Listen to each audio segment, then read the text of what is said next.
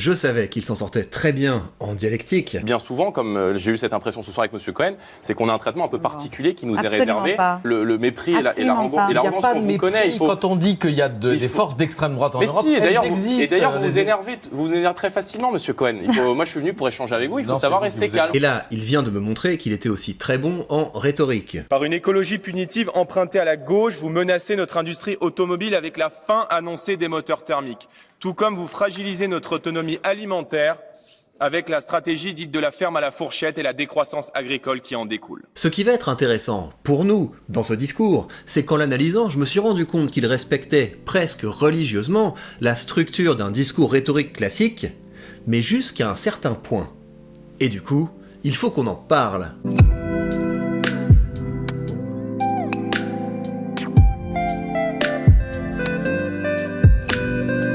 Premier temps du discours, l'ouverture. Votre objectif est de capter l'attention de l'auditoire, et vous pouvez le faire avec une déclaration fracassante ou en soulevant une question pertinente. Mais ce n'est pas du tout ce que va faire Jordan Bardella, non, il commence de façon tout à fait formelle et convenue.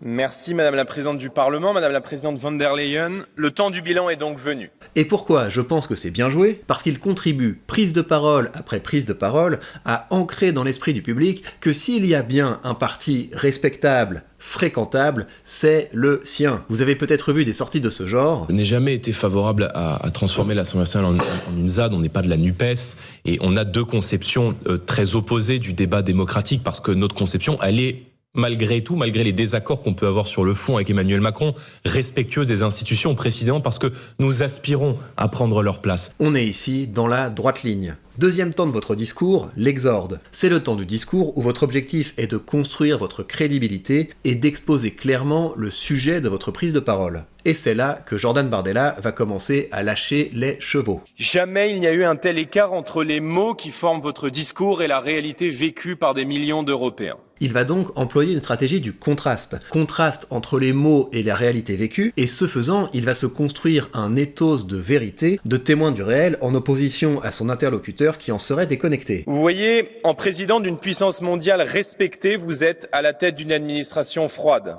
affaiblie, dans laquelle les peuples d'Europe ne croient plus. C'est très simple comme procédé, mais commencer par la simplicité, ce sera beaucoup mieux que ce que font la plupart des gens qui prennent la parole sans stratégie et sans plan. Troisième temps de votre discours, la narration. Comme son nom l'indique, votre objectif est de proposer votre récit, votre lecture des événements. Et pourquoi la narration doit arriver avant l'argumentation? Parce que la narration, ça coule, ça permet de déjouer l'esprit critique du public. Et là encore, Jordan Bardella fait un travail remarquable. Vous ne jurez que par l'élargissement à tout prix, nous voyons un rétrécissement sans précédent de l'influence de l'Europe dans le monde. Par les règles absurdes du marché européen de l'énergie, comme par vos atermoiements sur la question du nucléaire, vous faites payer à mon peuple, le peuple français, une facture salée qui prend à la gorge nos entreprises et les familles les plus modestes. Et là, normalement, dans un discours de rhétorique classique, on arrive à la confirmation et à la réfutation. La confirmation, c'est faire quelque chose du genre « Tenez, arrêtons-nous sur ce point ».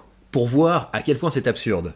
Et ensuite, vous allez étayer votre propos avec des faits, avec des données, avec du concret, avec des sources. Et ensuite, par la réfutation, vous allez renforcer votre propos. Et là, certains pourraient me dire que, on entend ça tout le temps, et pourtant, c'est faux. Mais ce n'est pas ce que fait Jordan Bardella, il continue d'égrener sa narration en restant toujours à un assez haut niveau de généralité. Par votre croyance sans limite dans le village global, vous organisez les conditions du désordre de demain, en acceptant une immigration de peuplement venue du Sud qui change notre culture et bouleverse notre art de vivre. Et je ne vous dis pas qu'il a tort de faire ça. Son discours est très efficace. Je vous ai juste montré ce que vous auriez pu faire à la place. Finalement, dernier temps du discours, la péroraison. Et là, l'objectif est de terminer sur un point d'orgue, de secouer le public, de créer un déséquilibre émotionnel qui va pousser les gens à l'action. Et Jordan Bardella y va franchement en nous mettant face à un enjeu de survie. L'Europe est entrée dans le temps des incertitudes.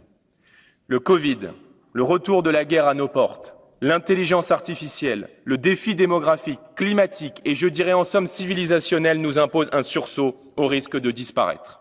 Avec ce discours, Jordan Bardella montre qu'il est un excellent politique. Et comme j'ai une plus haute ambition pour vous, je voudrais attirer votre attention sur 2 choses que je vous déconseille de faire. Ces 2 choses concernent votre ethos, c'est-à-dire la relation que vous allez nouer avec votre public. Au niveau de cette relation, donc, Jordan Bardella choisit la technique du bouc émissaire. Par votre naïveté, les institutions européennes auront été le relais des idéologies islamistes dans d'indécentes campagnes de publicité. Quelle étrange organisation que celle qui finance ses propres ennemis. C'est-à-dire qu'il va chercher à se faire apprécier par contraste avec une figure qu'il présente comme responsable de tous les maux de son public, l'Union européenne incarnée par sa présidente. Et ce que je vais vous dire n'est pas contre Jordan Bardella en particulier, mais contre le discours politique en général. La force de l'orateur politique, c'est la faiblesse de son public. Plus vous vous sentez dépossédé, largué, impuissant, et plus vous serez prêt à croire que c'est aux politiques et non à vous d'agir pour améliorer votre condition. Les politiques vont donc se construire un ethos d'idéologue. Tous vos mots ont une seule source, c'est le camp adverse. Votez pour moi pour les vaincre. C'est efficace, mais sur le long terme, je vous conseille plutôt de construire un ethos de pédagogue. Depuis mon expertise, je pense que vous pouvez atteindre un changement positif en travaillant là-dessus avec tel outil. Et ça nous amène à un second point. Dans ce discours de Jordan Bardella, que, encore une fois, je trouve excellent, il y a un point qui m'a fait tiquer.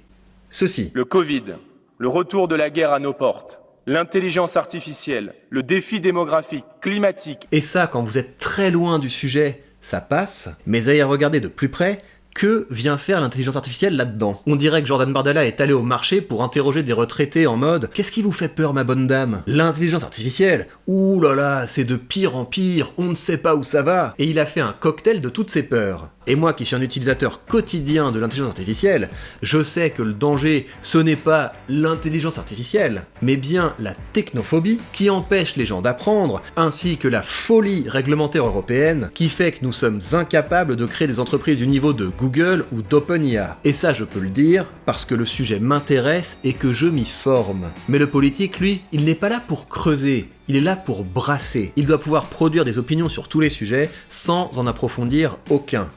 Ne faites pas ça. Dans sa rhétorique, Aristote nous donne 3 choses à faire pour devenir un orateur digne de confiance. Cultivez votre vertu, c'est-à-dire alignez vos discours et vos actes. Cultivez votre bienveillance, c'est-à-dire prenez la parole non pas pour caresser le public dans le sens du poil, mais pour les rendre toujours plus autonomes grâce à des outils concrets. Et finalement, cultivez votre compétence, c'est-à-dire poncez les sujets avant de parler. Et je vous invite donc maintenant à creuser ce que je viens de vous dire en suivant ce cours.